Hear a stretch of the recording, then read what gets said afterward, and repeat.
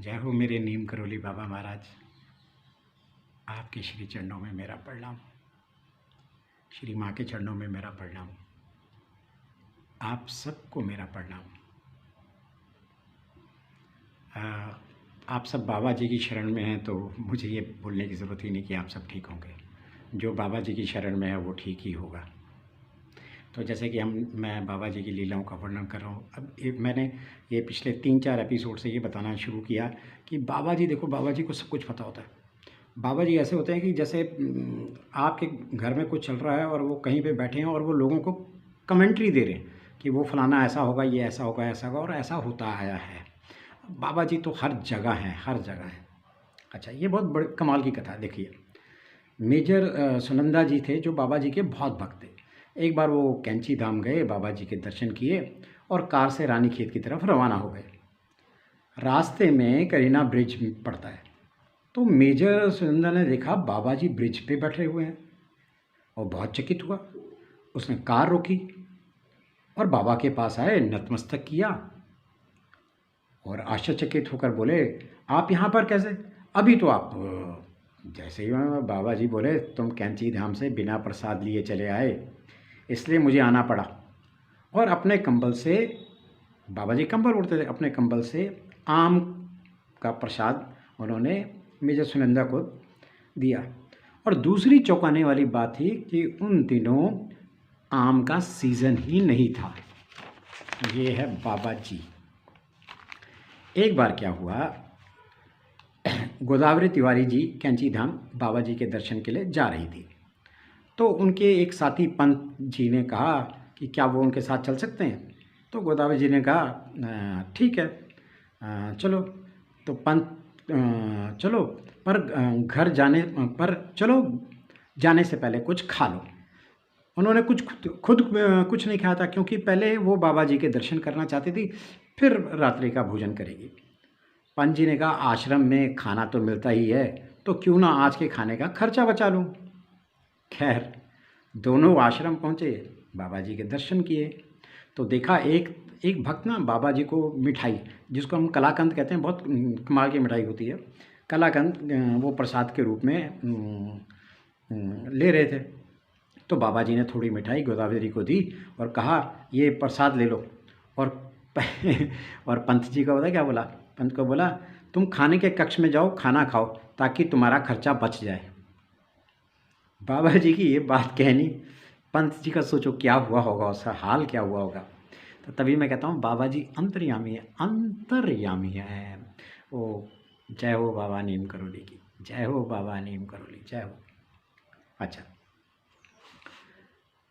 पूरनचंद जोशी जी बताते हैं, एक दिन बाबा जी हल्द्वानी में लोगों से एक फर्नीचर मार्ट था, तो वहाँ पे बातें कर रहे थे। अचानक वो कुछ ध्यान में चले गए और बोले, पूरन मुझे कुछ बूंद पानी के दे दो। बाबा जी बिल्कुल व्याकुल हो गए।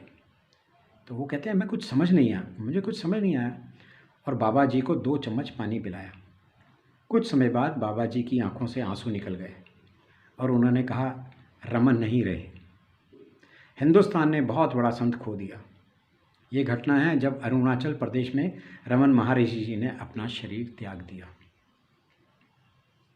जय हो बाबा जी, जय हो बाबा जी।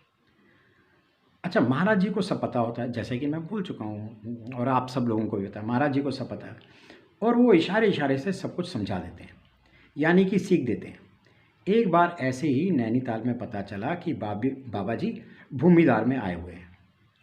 पूरनचंद जोशी जी ने अपने कुछ मित्रों के साथ प्लान बनाया कि बाबा जी के दर्शन करने चलते हैं, पर वो सब पूरन जी को छोड़कर बस से निकल गए। पूरन जी को ये बात बहुत बुरी लगी और वो बहुत नाराज़ हुए। वापस घर पहुँचे तो उन्होंने अपना गुस्सा पत्नी और बेटे पर निकाल दिया और बहुत दुखी मन से, मतलब ये कह लो कि भारी मन से, अकेले ही भारी बारिश में भूमिदार के लिए निकल गए। पर उनको बस नहीं मिली। हाँ, रास्ते में एक लेबर मिल गया और बात बात में उसको पता चला, तो उसने कहा, मैं भी बाबा जी के दर्शन की चाहत रखता हूँ, तो मैं भी चलूँगा। खैर, दोनों चल पड़े। पर जब वो पहुँचे तो पता चला बाबा जी गाथिया चले गए हैं। लकीली उन्हें एक ट्रक वाले ने लिफ्ट दे दी और गाथिया पहुँचे। जब बाबा जी के दर्शन किए तो बाबा जी का रुख जोशी जी की तरफ थोड़ा अजीब सा था। हाँ, उन्होंने उस लेबर को बहुत प्यार से बात की, उसको प्रसाद दिया और बहुत सारा खाना दिया घर ले जाने के लिए। फिर बाबा जी कुछ देर के लिए चुप हो गए। फिर एक मैगज़ीन उठाई और जोशी जी को पढ़ने के लिए दिया। जोशी जी ने जब मैगज़ीन खोली तो उसमें एक आर्टिकल था गुस्से के ऊपर।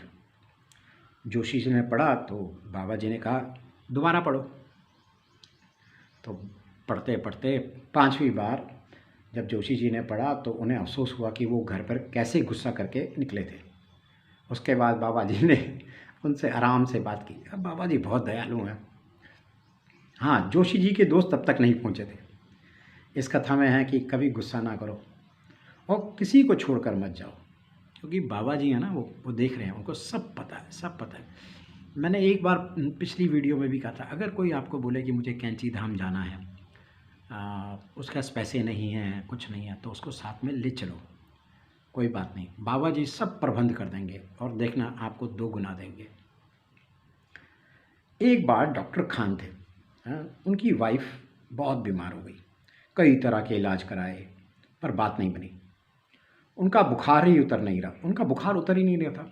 डॉक्टर खान बहुत परेशान हो गए और बहुत दुखी हुए।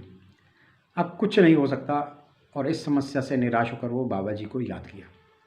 डॉक्टर खान ने कभी कल्पना भी नहीं की कि बाबा जी उनके घर एकदम आ गए। देखो, ये बोलता हूँ डॉक्टर खान ने बस बाबा जी को याद किया और बाबा जी उनके घर पे आ गए। डॉक्टर खान ने, खैर बाबा जी को तो सब पता होता है, पर डॉक्टर खान ने प्रॉब्लम बताई। तो बाबा जी ने कहा हनुमान जी को लड्डू का भोग लगाओ। देखो, हनुमान जी को लड्डू का भोग लगाओ, वो ठीक हो जाएगी। डॉक्टर खान ने ये किया, पर वो फिर भी चिंतित थे। पर डॉक्टर खान की वाइफ को बाबा जी पे पूरा भरोसा था। उन्होंने लड्डू खाए और वो सो गई, बुखार उतर गया। इसीलिए कहता हूँ बाबा जी पे विश्वास रखो, सारी समस्याएं हल होंगी। जय हो मेरे नीम करोली बाबा महाराज, जय हो। तो मैं अब आने वाले और वीडियो में बताऊंगा कि बाबा जी के चमत्कारों की बात बाबा जी सब जानते हैं। मैं कितनी बार रिपीट करता हूँ ये बाबा, पर कुछ लोग नहीं मानते, कुछ लोग बड़े चलो जो ना माने उनका भी भला, जो बाबा जी को मानते हैं उनका तो भला हो ही रहा है। और बाबा जी आप सब लोगों का भला करेंगे। बाबा जी पे विश्वास रखिए। जय हो मेरी नीम करोली बाबा।